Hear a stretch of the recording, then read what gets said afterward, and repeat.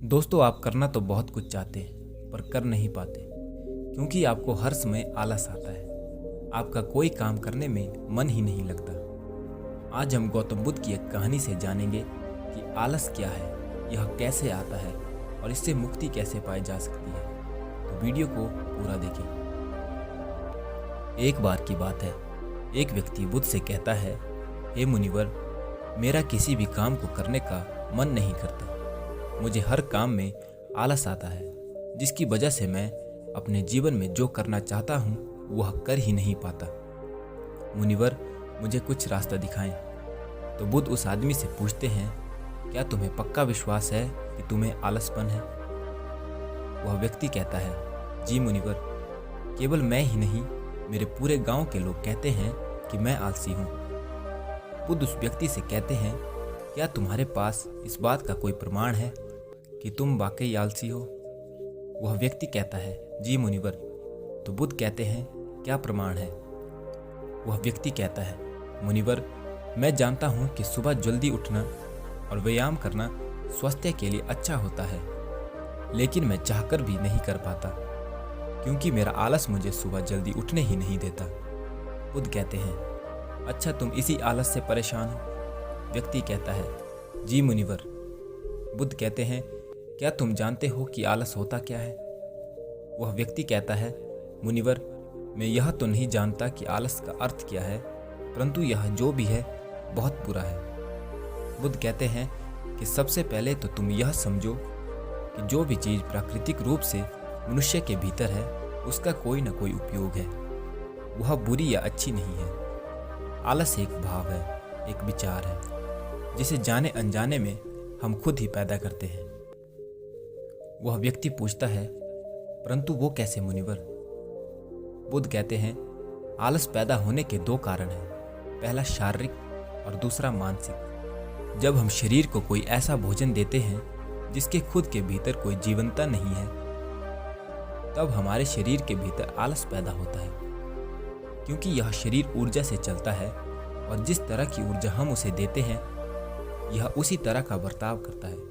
हमारे अंदर आलस का दूसरा कारण है गलत तरह से बैठना, गलत तरह से सोना और गलत तरह से चलना। हम इस बात पर कभी ध्यान नहीं देते कि हमारे बैठने, लेटने और सोने की स्थिति सही है या नहीं। बुद्ध ने कहा, अगर तुम मेरे शिष्य को देखोगे तब तुम पाओगे कि जब वह बैठते हैं तो उनकी रीढ़ की हड्डी बिल्कुल सीधी होती है। जब वो सोते हैं तो उनके शरीर के किसी भी अंग में कोई दबाव नहीं होता। जब वे चलते हैं तो उनके दोनों कदम एक ताल में नजर आते हैं। शारीरिक स्तर पर आलस के 3 कारण हैं। सुबह जल्दी ना उठना। यह सुनकर वह व्यक्ति कहता है, हाँ मुनिवर, मैं सुबह जल्दी नहीं उठ पाता। बुद्ध मुस्कुराते हैं और कहते हैं, तुम सुबह जल्दी तभी उठ सकते हो जब तुम रात को सोने का एक सही समय निर्धारित कर लोगे। प्रत्येक बौद्ध भिक्षु को अनुशासन का पालन करना होता है, क्योंकि अनुशासन हमारे जीवन में संतुलन लाता है। ज़्यादातर लोग अनुशासन को बुरा समझते हैं क्योंकि उन्हें लगता है कि अनुशासन उन्हें बांधता है, जबकि असल में अनुशासन हमें बांधता नहीं बल्कि मुक्त करता है।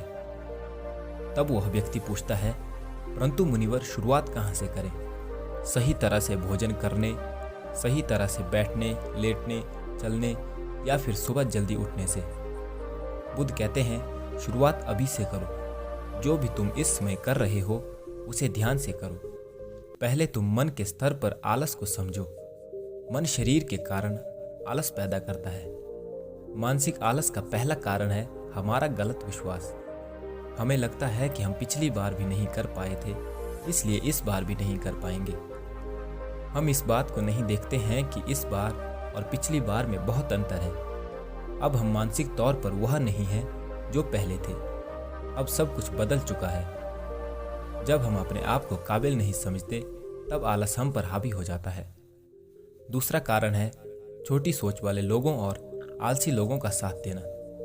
कभी कभी ऐसा होता है कि आलस हमारे भीतर नहीं होता, परंतु दूसरों लोगों से वह हमारे भीतर आ जाता है। ऐसा इसलिए होता है क्योंकि हम आलसी लोगों की संगत करते हैं। वह व्यक्ति कहता है, जी मुनिवर, ये एकदम सत्य है। यह बात तो मैंने भी अनुभव की है। बुद्ध कहते हैं तीसरा कारण है मन में लक्ष्य का स्पष्ट न होना। मान लो तुम एक वन में खो गए हो और शाम होने वाली है। तुम्हें यह नहीं पता कि तुम्हारा घर किस दिशा में है। तो क्या ऐसी स्थिति में तुम आलसी बनकर लेट जाओगे या फिर अपने घर की तलाश में निकल पड़ोगे? वह व्यक्ति कहता है कि मैं घर की तलाश में निकल पड़ूंगा। तब बुद्ध कहते हैं अगर बहुत प्रयास करने के बाद भी तुम्हें तुम्हारे घर का रास्ता नहीं मिले तब तुम क्या करोगे? वह व्यक्ति कहता है मैं फिर भी तलाश करता रहूंगा क्योंकि मेरे पास इसके अलावा और कोई विकल्प ही नहीं है। बुद्ध कहते हैं मनुष्य को आलस तभी पकड़ता है जब उसके पास कई विकल्प होते हैं। अगर किसी के पास सिर्फ एक ही विकल्प है तो उसका मन पूरी तरह से स्पष्ट होगा। अगर तुम अभी व्यायाम नहीं कर पा रहे हो तो उसका कारण तुम्हारे नज़र का स्पष्ट नहीं होना है। तुम अभी भविष्य में होने वाले रोगों को नहीं देख पा रहे हो। तुम अभी उन रोगों से होने वाली पीड़ा को महसूस ही नहीं कर पा रहे हो। बुद्ध आगे कहते हैं कि आलस का चौथा मानसिक कारण है किसी काम को करने की कोई वजह ना होना। मान लो तुम एक रास्ते से जा रहे हो और बहुत देर तक चलते चलते तुम कहीं थक जाते हो। अब तुम्हारा और चलने का मन नहीं कर रहा, तुम्हें आलस आ रहा है। तभी तुम वहां देखते हो कि एक शेर तुम्हारे पीछे चला आ रहा है। तो क्या ऐसी परिस्थिति में भी तुम अपने आलस को लेकर वहीं खड़े रहोगे? वह व्यक्ति कहता है नहीं। तो इस बात को समझो, आलस तुम्हें उसी काम को करने से रोकता है जिसे करने की कोई बड़ी वजह ना हो। बुद्ध कहते हैं मेरी एक बात हमेशा याद रखना, जहाँ कुछ करने की बड़ी वजह है वहाँ आलस कभी हो ही नहीं सकता। तो दोस्तों उम्मीद करता हूँ कि आपको वीडियो अच्छी लगी होगी। अगर वीडियो अच्छी लगी हो तो वीडियो को लाइक करें, कमेंट करें, शेयर करें और अगर चैनल पर नए हो तो चैनल को सब्सक्राइब करें। साथ ही बेल आइकन को भी प्रेस कर दें ताकि आप हमारे आने वाले वीडियो को मिस ना करें। फिर मिलेंगे एक नई वीडियो के साथ, तब तक के लिए धन्यवाद।